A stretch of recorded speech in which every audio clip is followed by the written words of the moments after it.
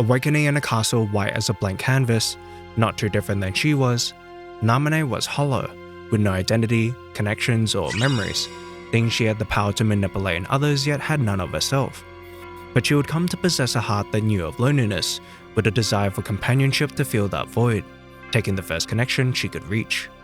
That connection, however, was the Organization 13, those that abused her innocence and desire through threats of imprisonment, and a promise she wouldn't be lonely anymore if she used her powers.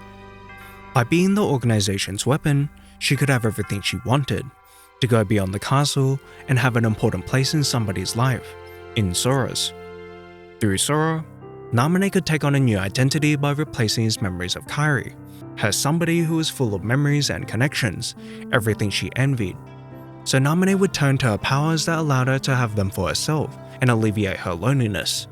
And for the first time in her life, she was valued as a friend, something more than a tool.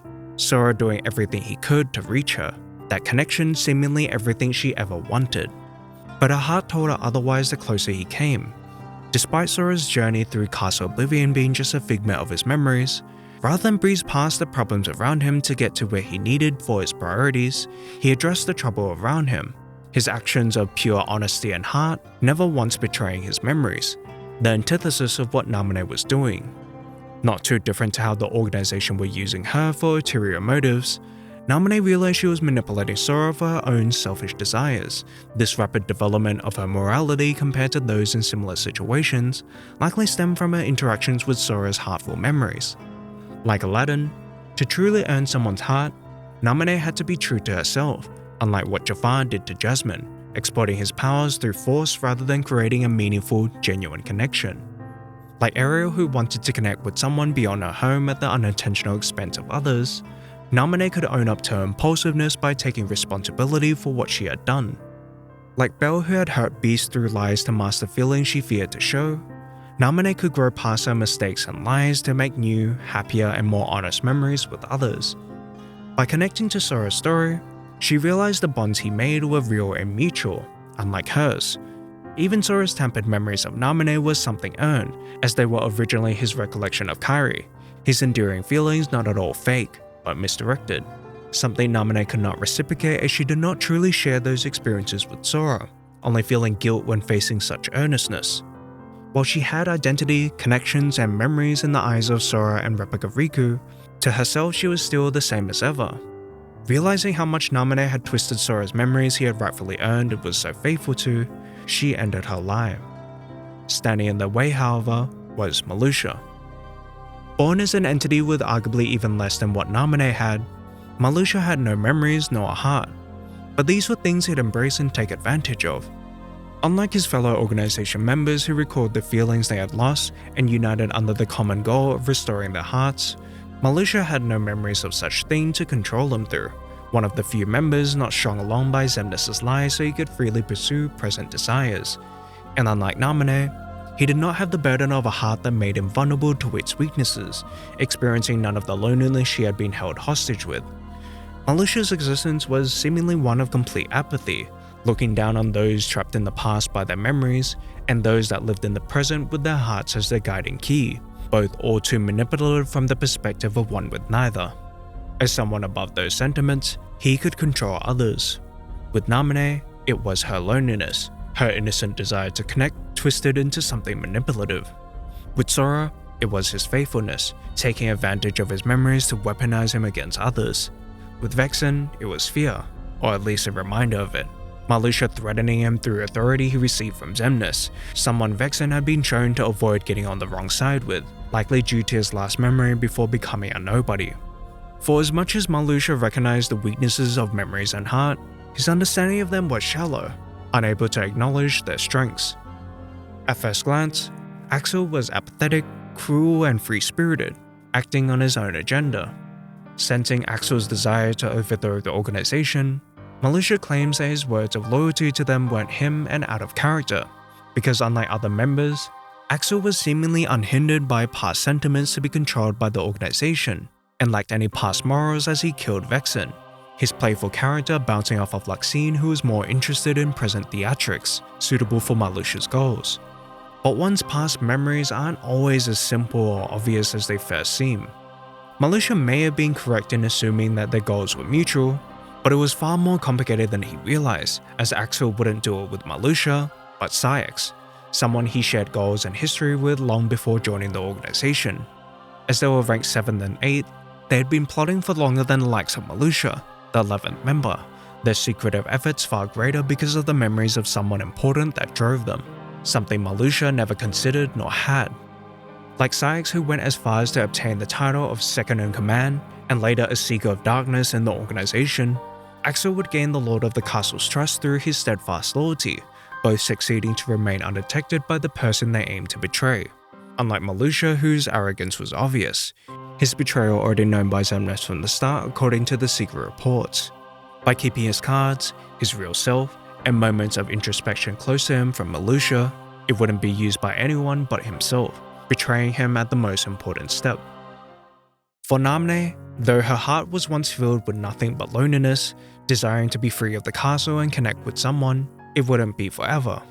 Through connecting with Sora's experience, her feelings and desires matured past Marluxia's understanding.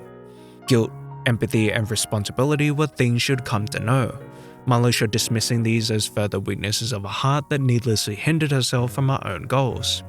Yet, because Namine had the heart to introspect and be vulnerable, doing what she thought was right at the risk of further abuse, her freedom, and the comforting place in Sora's life, she was strong, and could more accurately realize her heart's desires. By finding the strength to be honest, she could take steps to overcome her guilt, prove to herself that she was more than a witch and Kairi's shadow, and come to earn her connections truthfully.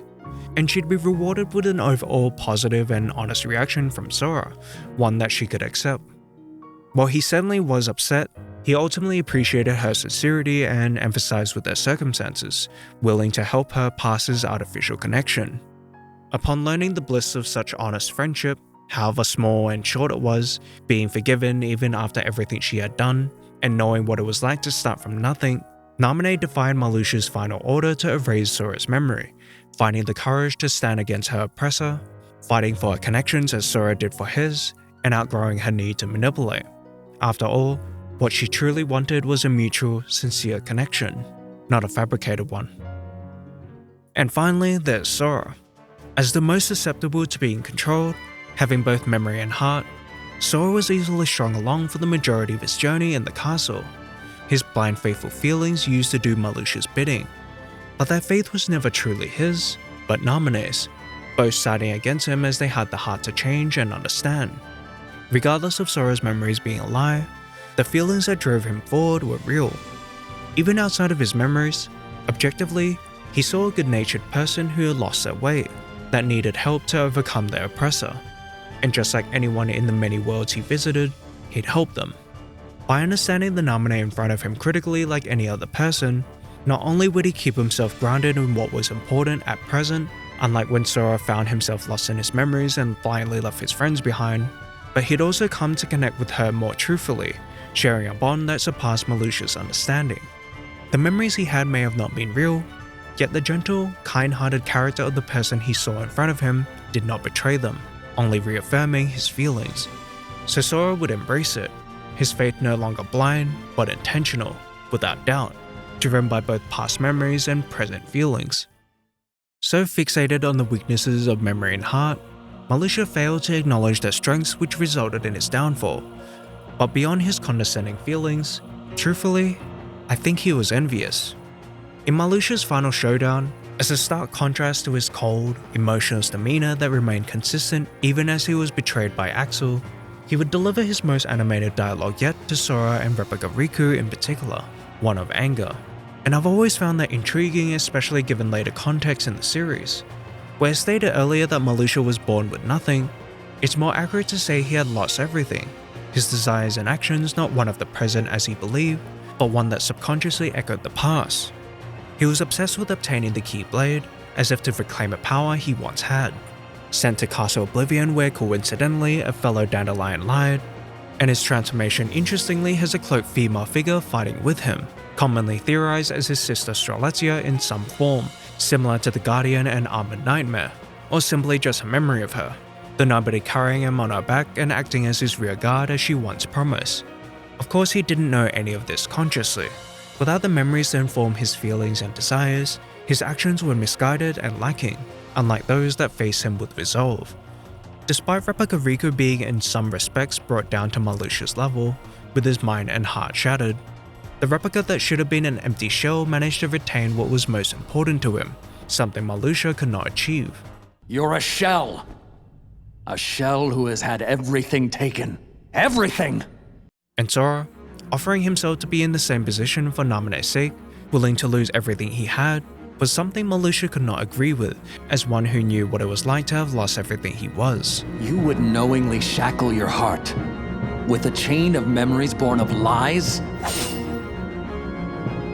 You would be one who has a heart, yet cast aside your heart's freedom? You turn from the truth because your heart is weak. You will never defeat me! Marluxia resented those in front of him with envy as they had everything he lacked. Keyblades, memories, hearts, and connections to ground them if they ever lost their way. Yet they turned from the truth, something that is heavily implied throughout the story that he yearned to have. But they were far more in touch with the truth than Marluxia realized. He criticizes the lies they believe in, but he was the mastermind behind them in the first place. He condemns them for casting aside the heart's freedom, yet he aims to brainwash them to control. And he calls them weak for standing with Namine. However, they were strong for overcoming their feelings of betrayal with understanding. Without effort to understand others or even himself, it was Marluxia's path that couldn't be further from his true self, as a dandelion whose role was to preserve the light. He may have desired the truth, yet his actions were dishonest and full of contradictions. Even if he succeeded in using Sora by erasing everything he was, at best he would have mistakenly brought the Keyblade wielder down to a fraction of his ability, as Sora's powers stemmed from his friends, falling short to enemies he'd inevitably face. At worst, like Replica Riku, through Sora's connections that would help ground him, he'd find his way back to what was most important and oppose Marluxia. Furthermore, Marluxia wouldn't be able to make the Keyblade his own either, as a heart is needed to wield one, both implied in the story and confirmed by director Tetsuya Nomura. But that isn't to say he was destined for failure if he approached things differently. Already capable of wielding a Keyblade as Laurium, he could have regained that ability by cultivating a new heart with time and connections as Axel had. By seeing those around him as more than tools, he could overcome his emptiness with new bonds as Ventus had. And if he had tried to connect to Sora and Namine, there exists a possibility that Namine could help him realize his lost memories, as she has power over Sora's memories and those connected to him.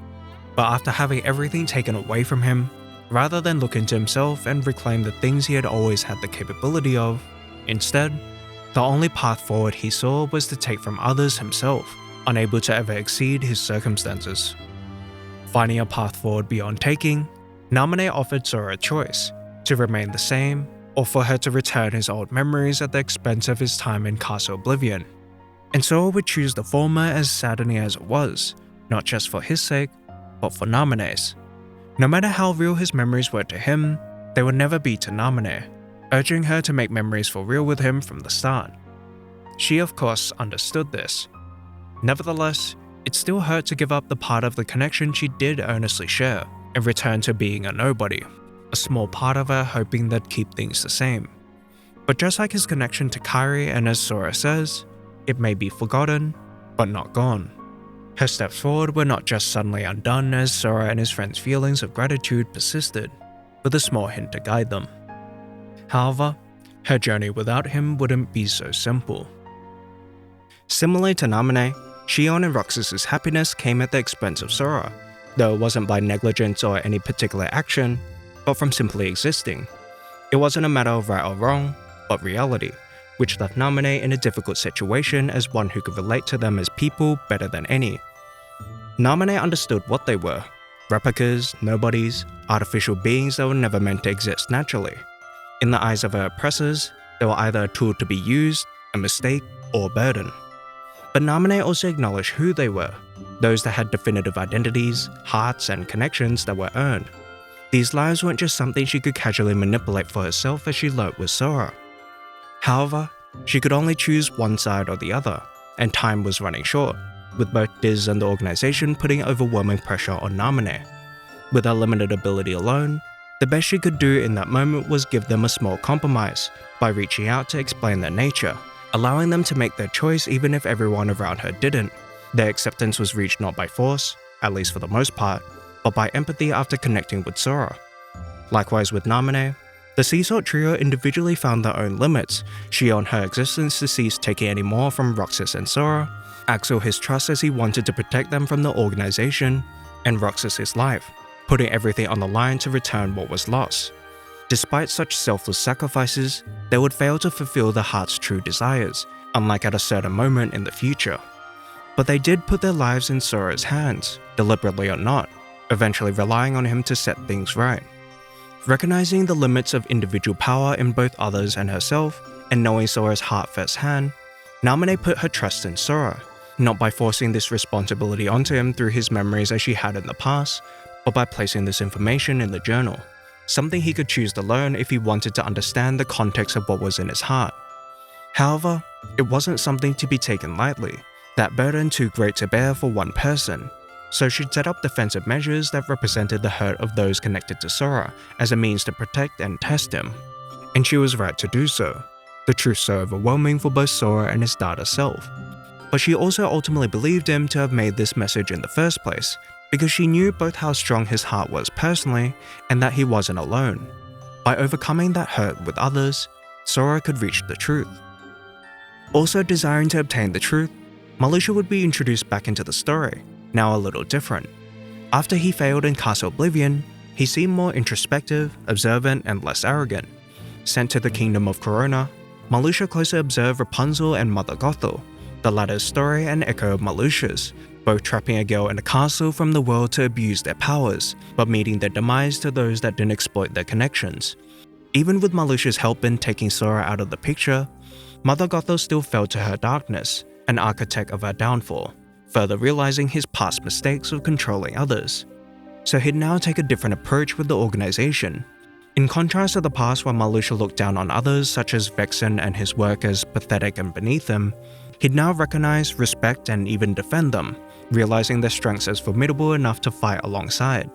And where he once convinced himself that he was above past sentiments, after suffering defeat from those that were stronger for it, he now worked with the organization whose nature was drawn to the past without betrayal in mind, likely in hopes to learn of his past, the ancient Keyblade legacy he holds that supposedly would be unveiled in the war. Despite knowing his vulnerabilities were being used as he had with others in the past, he would allow himself to embrace his true desires, growing past his pride. After experiencing humility, Marluxia recognized that he didn't have all the answers he was looking for, acknowledged the strengths of those around him that he didn't have alone, and became a part of something greater than himself, things he never would have thought of doing in Castle Oblivion. And by seeing through the Keyblade War, he overcame the arrogance that blinded him from the truth that was always within him. Interestingly, he credits Sora, thanking him with sincerity, as unlike his previous defeat, he regained the precious memories he yearned for throughout the story, his feelings now having context behind them. Whether it be due to Sora showing him the flaws of his ways after his defeat in Castle Oblivion, which led him down a different path, Marluxia somehow connecting with Ephemer through Sora, Sora somehow using the power of waking or simply clashing with the Guardian of Light in the Keyblade War, the reason remains unclear for now. But this development probably wouldn't have happened if he continued to look down on those around him, and betray the organization halfway as he had before, his position easily replaceable. Ironically, where he once used Sora's powers by taking his memories, it was only after he surpassed his circumstances, his need to take, manipulate, and bring others down to his level out of envy, that Sora would be the one to return his memories, his purpose for being. Similar to Marluxia, Namine would slowly come to realize her place in the world. After physical and verbal abuse from those that used her, she internalized that she would always be a nobody, gladly accepting her painful fate if it allowed others to be happy. Even as she helped Sora and redeemed herself, she only ever saw her own ineptitude, her data self stating that she had taken so much from others, and her real self believing that no one missed her, as opposed to someone like Roxas whose life was rich with memories. While Namine could understand the connections of those she touched so well, she never realized how much she had grown to be an important part of them. It was because of Namine that Riku could accept himself and have his friend return, that Kairi and those around her could safely escape danger, that Roxas and Shion weren't so alone in their situation, and could come to rely on someone else, that Terra could help Aqua and find his way back to his friends, that Sora got his memories back and could answer everyone that put their faith in him. She was paramount to so many lives, something expressed in Sora's persistence to thank Namine, her presence among those important in his heart that needed to be saved, and in Riku and his replica's actions to restore her body, the latter going as far as to sacrifice himself. After living a life of taking, like the Namine of old, Replica Riku found that so much of what he wasn't truly his, once succumbing to it, now accepting and taking responsibility for it, literally overcoming his past self. Although there was just one thing that was truly his alone, he'd come to realize, the one thing he could embrace, his promise to Namine. But for as real as Replica Riku's feelings and memories were to him for Namine, they could never be to her as they stem from the light she made. And after seeing that she had long outlived her need to rely on manipulation as far back as Castle Oblivion, repurposing her abilities she once wondered how to use ethically, now using it to help others connect, and how far everyone else had come since, he found nothing but respect for the sincere connections Namine had made, pushing his original self who was a part of it to save her. Beyond his promise, he was just a reminder of the mistakes Namine had made to compensate for weaknesses that she didn't need anymore, finding peace in his sacrifice. By allowing the connections Namine had honestly earned over someone she had manipulated to save her, Namine was able to realize just how cherished she was for the first time in her life, her connections now honest and more plentiful than she could have ever imagined. Born into the world as a blank canvas, there was so much Namine and Marluxia envied around them, so they'd turn to the fastest solution and take from others in hopes to overcome what was missing in their lives. But their efforts could never be fulfilling or their own, Namine finding herself remorseful and no closer to the meaningful connection she desired, and Marluxia unable to grasp or harness the power that drove Sora, nor was he any closer to what he wanted. Rather than steal from the works of others they envied, they needed to be inspired to find their own voice, whether be creating their first piece or the next one, starting from a blank canvas, as a nobody, however empty, lifeless, and discouraging it may be, can also represent a new beginning and limitless possibilities.